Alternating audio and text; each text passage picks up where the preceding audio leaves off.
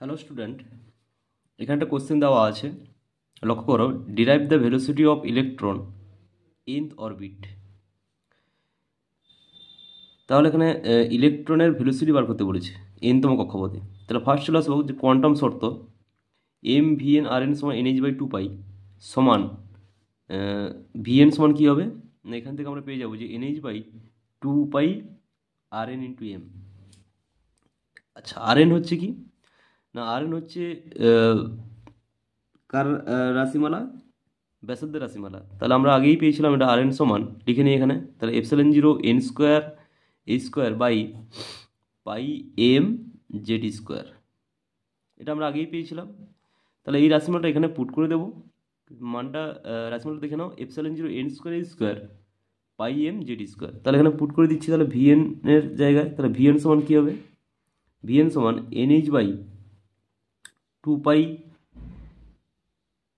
M into epsilon zero N square A square by pi M Z square. Okay, এবার pi M কেটে যাবে এবং এখানে NH এখানে কাটবে। তাহলে রাশিমালটা আমরা কী পাবো, ভিএন সমান জেড স্কোয়ার বাই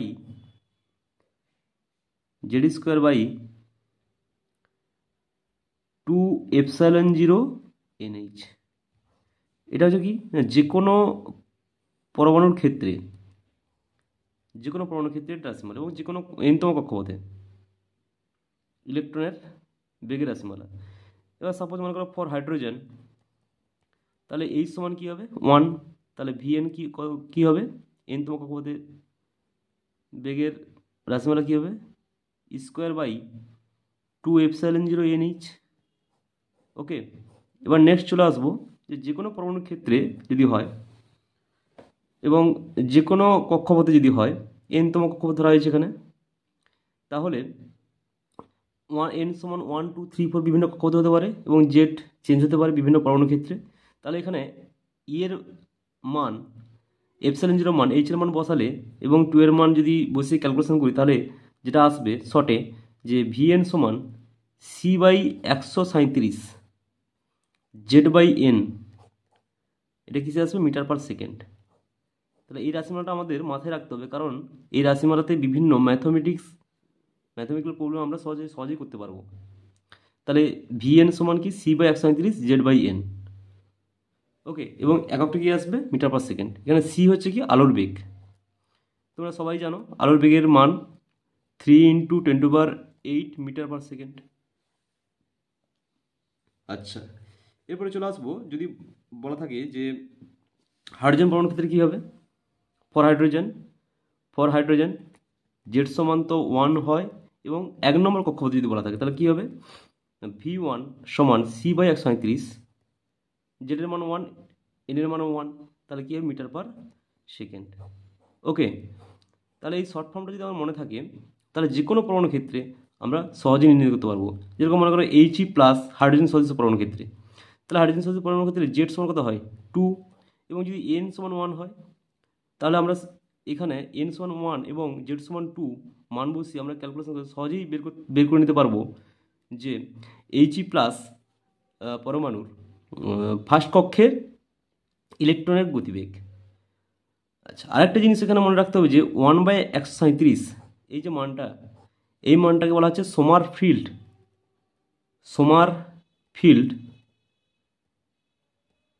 সূক্ষ্ম গঠনের ধ্রুবক বলা হয়। কি বলা হয়, সূক্ষ্ম গঠন ধ্রুবক বলা হয় এটাকে। ওকে, নেক্সট লক্ষ্য করো, frequency of revolution of electron এবং nth অরবিট। তাহলে কম্পাঙ্ক নির্ণয় করতে বলেছে nতম কক্ষপথে।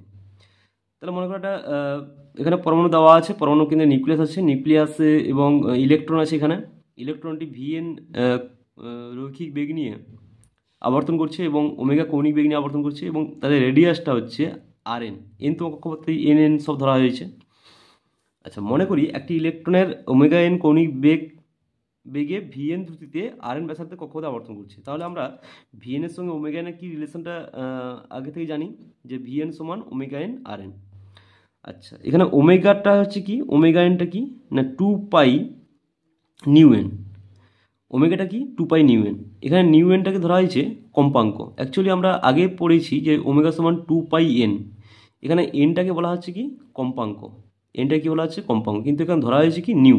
তাহলে এখানে বসিয়ে দেবো, তাহলে ভি এন সমান কী হবে না ভি এন সমান 2 পাই নিউ এন ইন্টু আর এন। ওকে, তাহলে এখানে নিউ এন সমান কী হবে না নিউ এন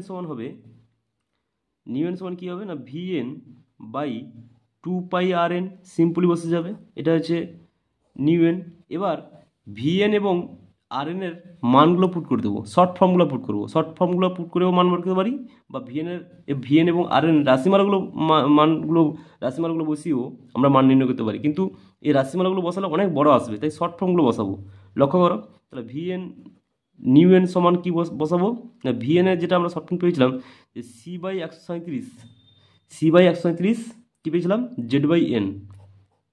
আচ্ছা, এটা কিসে কোনোকে পেয়েছিলাম মিটার পার সেকেন্ডে পেয়েছিলাম, এবং 2 পাই আর এন যে মানটা বসাবো 0.53 ইন্টু 10⁻⁻10 অ্যামস্ট্রং ছিল, -10 করে দিলাম। এটা কি বেরিয়েছিল এন স্কোয়ার বাই জেড, কী পেয়েছিলাম আমরা এন স্কোয়ার বাই জেড, এটাও মিটারে। তাহলে নিউ এনটা কী দাঁড়াচ্ছে একটু লক্ষ্য করো, নিউ এনটা কী দাঁড়াবে, তাহলে যদি সি তো আলোর বেগ তোমরা জানো, সি হচ্ছে আলোর বেগ 137, এখানে একটা মান আছে। আচ্ছা, 2 পাই মান এবং 0.53 10⁻10 এই সমস্ত মানগুলো যদি বসানো হয়, এন আর যেটা রেখে দাও, তাহলে মানগুলো বসালে একটা ভ্যালু আসবে, যেটা হচ্ছে কত আসবে না 6.56 10⁻15 Z square by N cube. Okay, এবং ইউনিটটা কি হবে round per second, RPS, round per second. তাহলে 1 সেকেন্ডে এত বার একটা ইলেকট্রন আবর্তন করছে, বুঝেছে? তাহলে আমরা যে কোনো কক্ষপথ ধরে নিতে পারি, জেডটা যে কোনো কক্ষপথ, যে কোনো পরমাণু ক্রমাঙ্ক, মানে জেড সমান 1 ধরতে পারি। ফর হাইড্রোজেন চলে আসি, ফর হাইড্রোজেনের কী হবে, ফর হাইড্রোজেন এই জেড সমান কত 1, এবং ফার্স্ট কক্ষ যদি হয় এন সমান 1, তাহলে জেড সমান 1 এন সমান 1, তাহলে কী পড়ে থাকবে নিউ 1 সমান কত হবে 6.56 ইন্টু 10⁻15 রাউন্ড পার সেকেন্ড। তাহলে ফার্স্ট কক্ষে, এটা কার ক্ষেত্রে ফার্স্ট কক্ষে হাইড্রোজেনের ক্ষেত্রে, তা আরপিএস কত কম্পাউন্ড কত বেরোলো না 6.56 × 10⁻15 আরপিএস পার সেকেন্ডে এতবার পাক খাবে। তাহলে আমাদের শর্ট ফর্মটা যেটা মনে রাখতে হবে এটা খুব ইম্পর্ট্যান্ট, নিউ এন সমান 6.56 × 10⁻15 Z square by N Q. তাহলে আমরা এই Z square by N Q যে কোনো আমরা পরমাণু ক্ষেত্রে, সাপোজ মনে করো Li ডবল প্লাস লিথিয়াম, এটা হচ্ছে হাইড্রোজেন সদৃশ পরমাণু, এর জেড কত হচ্ছে 3, হাইলি 3, এবং এন সমান কত হচ্ছে সাপোজ 1 ধরে নাও 1 নম্বর কক্ষপথে। তাহলে এই সমস্ত মানগুলো যদি বসিয়ে আমরা ক্যালকুলেশন করি, তাহলে আমরা সহজেই Li ডবল প্লাসের ফার্স্ট কক্ষের কম্পাঙ্ক আমরা পেয়ে যাব। ওকে, নেক্সট চলে আসবো এনার্জি অফ ইলেকট্রন। ফার্স্ট বার করবো ইকে, কাইনেটিক এনার্জি, nth অরবিট, nতম কক্ষপথে ইলেকট্রনের গতিশক্তি কী হবে। তাহলে ফার্স্ট চলে আসি আমরা ইকে সমান, আমরা কি জানি ইকে সমান half M V N square. তাহলে এমটা হচ্ছে ইলেকট্রনের মাস এবং ভি এন হচ্ছে ইলেকট্রনের nতম কক্ষপথের গতিবেগ। তাহলে ইকে সমান কী বসাবো হাফ এম, এখানেও শর্ট ফর্মটা বসিয়ে দেবো। কী শর্ট ফর্মটা আছে না ভি এন আমরা পেয়েছিলাম C/137 জেড বাই এন। ওকে, তাহলে এটাকে হোল স্কয়ার করে দেবো। আচ্ছা, তারপরে কি আসবে না half M C square by 137 whole square Z square by N square, এটা আসবে। আচ্ছা, এবার যদি এম এর মান, সি এর মান এবং 137 মান সব বসে ক্যালকুলেশন করে দিই, এবং এটা জুলে থাকবে, যেদিকে ইলেকট্রোভোল্টে করতে চাই 1.6 × 10⁻19 দিয়ে ভাগ করতে হবে। তাহলে এই মানটাকে যদি 1.6 × 10⁻19 দিয়ে ডিভাইড করে দাও, তাহলে একটা ছোট্ট একটা মান চলে আসবে, যেটা হচ্ছে 13.6 Z square by N square. কিসে আসবে এটা ইলেকট্রোভোল্টে আসবে। কিসে আসবে ইলেকট্রোভোল্ট। তাহলে এটা হচ্ছে ইকে। আচ্ছা, ইলেকট্রোভোল্ট আসবে মানে এই মানটাকে, এখানে যে মান বসাচ্ছ এই মানটাকে 1.6 × 19 দিয়ে ভাগ করতে হবে, দিলে ইলেকট্রোভোল্টে চলে আসবে এটা। তাহলে শর্ট ফর্ম, এই শর্ট ফর্মটা আমাদের মাথায় রাখতে হবে। আচ্ছা, এবার যদি ফর হাইড্রোজেন হয়, ফর হাইড্রোজেন অ্যাটম এইচের ক্ষেত্রে, এইচের ক্ষেত্রে কি হয়, জেড সমান 1, জেড সমান কি হয়, জেড সমান 1। আর ফার্স্ট কক্ষপথ যদি ধরে নিই এন সমান 1, তাহলে ইকে 1 এর ক্ষেত্রে, এটা ইকে এন দিয়ে দিতে পারো, ইকে 1 এর ক্ষেত্রে কি আসবে, 13.6 ইলেকট্রোভোল্ট, সিম্পলি চলে আসবে এটা। যদি যে কোনো পরমাণু ক্ষেত্রে যদি বলা হয়, জেডের মান চেঞ্জ হবে, এনও তুমি 1, 2 যে কোনো ক্ষেত্রে ধরতে পারো, যে কোনো কক্ষপথে হতে পারে। তাহলে আমরা অতি সহজেই এইখান থেকে অতি সহজে আমরা যে কোনো মান আমরা খুব সহজেই বের করতে পারবো। এবং আর একটা জিনিস কি, তাহলে ইকে সমান 1, 13.6 ইলেকট্রোভোল্ট, এটাকে বলা হচ্ছে কি, এটাকে বলা হচ্ছে হাইড্রোজেন পরমাণুর ভূমিস্তরে গতিশক্তির মান, ভূমিস্তরে কাইনেটিক এনার্জি বা গতিশক্তির মান। ওকে,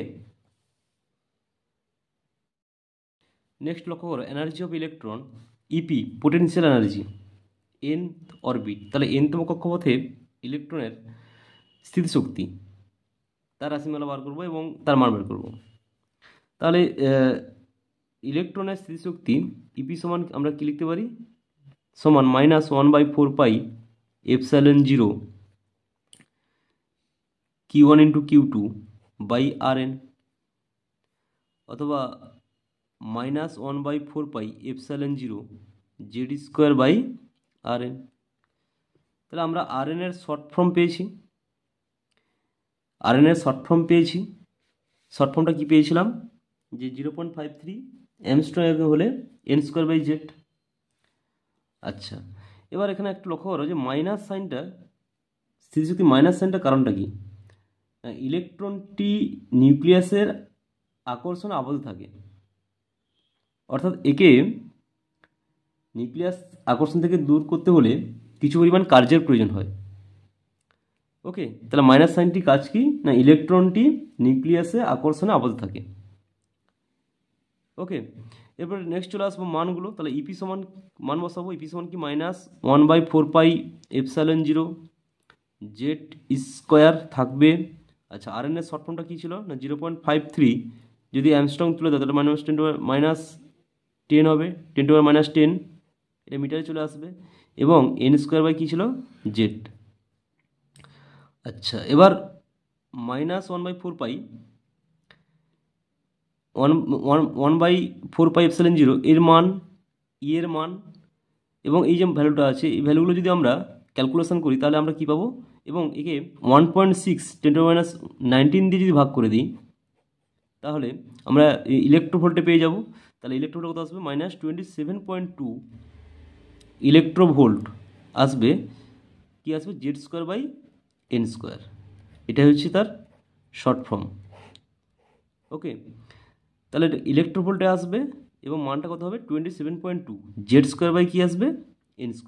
এবার ফর হাইড্রোজেন মনে করো, ফর H পরমাণুর ক্ষেত্রে জেড কত হয়, 1, এবং এন কত হয়, ধরো ফার্স্ট কক্ষপথে যদি যদি 1 ধরে নাও, তাহলে ইপি সমান কত হবে, ইপি ধরো 1, এখানে এন বসিয়ে দিতে পারো, এনতম কক্ষপথে, তাহলে ইপি 1 সমান কত হবে, ইপি 1 সমান -27.2 ইলেকট্রোভোল্ট। তাহলে আমাদের এই শর্ট ফর্মগুলো কিন্তু মাথায় রাখতে হবে। দেখো একটা জিনিস, এখানে যদি আমরা রাশিমালাগুলো বসিয়ে ক্যালকুলেশন করে বের করি তাহলে অনেক টাইম লাগতে পারে, অনেক সময় সাপেক্ষ। তাই শর্ট ফর্মগুলো আমাদের মনে রাখতে হবে, যাতে ইজিলি আমরা যে কোনো প্রবলেমগুলো খুব সহজে করতে পারি। ওকে, নেক্সট চলে আসবো টোটাল এনার্জি অফ ইলেকট্রন। তাহলে total energy of electron nth orbit, তাহলে টোটাল এনার্জি ইলেকট্রন আমরা কি জানি না, En সমান EKN প্লাস EPN। তাহলে EN সমান কী হবে, EK প্লাস EP, মানে মোট শক্তিটা হচ্ছে গতিশক্তি প্লাস স্থিতিশক্তি। এবার এই শর্ট ফর্মগুলো বসিয়ে করবো, তাহলে খুবই সহজ হবে। তাহলে EN সমান আমরা EK কত পেয়েছিলাম না, 13.6 Z²/n², এটাও ইলেকট্রোভোল্টে পেয়েছিলাম, প্লাস এটা কত পেয়েছিলাম না -27.2 Z²/n², এটাও ইলেকট্রোভোল্টে পেয়েছিলাম। তাহলে এখানে বিয়োগ করলে আসবে, লক্ষ্য করো, -13.6 Z²/n² ইলেকট্রোভোল্ট। এটা হচ্ছে EN, এটা হচ্ছে কি মোট শক্তির রাশিমালা, শর্ট ফর্ম। তাহলে এখানে প্লাস ছিল, এখানে মাইনাস, তাই -13.6 Z²/n² ইলেকট্রোভোল্ট। তাহলে ইলেকট্রনের হচ্ছে মোট শক্তির রাশিমালা হচ্ছে এটা। যে কোনো পরমাণুর ক্ষেত্রে তোমরা নির্ণয় করতে পারো। যদি বলে ফর হাইড্রোজেন পরমাণুর ক্ষেত্রে Z=1 এবং ফার্স্ট কক্ষে যদি বলে n=1, তাহলে কি মানটা বেরোবে? তাহলে E1 মোট শক্তি, তাহলে কত, -13.6 ইলেকট্রোভোল্ট। তাহলে এটা হচ্ছে কি না ভূমিস্তরের শক্তি হাইড্রোজেন পরমাণুর, হাইড্রোজেন পরমাণুর ভূমিস্তরে মোট শক্তি, ভূমিস্তরে মোট শক্তি। এবার আমরা n=1 বসিয়েছি, যেহেতু 1 হাইড্রোজেনের ক্ষেত্রে, n=2, n=3, n=4, তাহলে বিভিন্ন মানগুলো, এনের বিভিন্ন মান বসিয়ে আমরা 1 নম্বর কক্ষপথে এটা পেলাম। এটা প্রথম কক্ষপথ, এটা প্রথম কক্ষপথে পেয়েছি 1 নম্বর কক্ষপথে। তাহলে n=2 বসে দ্বিতীয় কক্ষপথে পাবো, তৃতীয় কক্ষপথে পাবো, তৃতীয় চতুর্থ কক্ষপথে পাবো। তাহলে বিভিন্ন এনের মান বিভিন্ন বসিয়ে আমরা যে কোনো কক্ষপথে আমরা মোট শক্তির রাশিমালা, মোট শক্তির মানটা আমরা নির্ণয় করতে পারি। কার ইলেকট্রনের এবং হাইড্রোজেন। এবার যদি He বলা হয়, He double plus, He plus suppose মনে করো He প্লাস, তাহলে He প্লাসের ক্ষেত্রে যদি হয়, Li ডবল প্লাসের ক্ষেত্রেও যদি হয়, তাহলে He প্লাসের ক্ষেত্রে সিম্পলি জেড কত হয় 2 হয় এবং n=1 ধরে নাও ফার্স্ট কক্ষে। আবার Li ডবল প্লাসের ক্ষেত্রে জেড সমান কত হয় 3, তাহলে n সমান কত ধরে নাও n=2।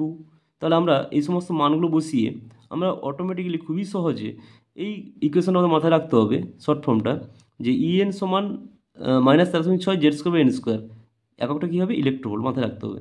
তাহলে আমরা যে কোনো জেড এবং এন এর মান বসিয়ে খুব সহজেই যে কোনো পরমাণু, হয় সে হিলিয়াম He প্লাস হতে পারে বা Li ডবল প্লাস হতে পারে, হাইড্রোজেন সদৃশ পরমাণু, এগুলো কি হাইড্রোজেন সদৃশ, এগুলো হচ্ছে হাইড্রোজেন সদৃশ পরমাণু। তাহলে মান বসিয়ে আমরা খুব সহজে, খুব কুইকলি আমরা কিন্তু মোট শক্তি বা ভূমিস্তরের শক্তি বা যে কোনো কক্ষপথের শক্তি আমরা খুব সহজেই বের করতে পারবো। ওকে।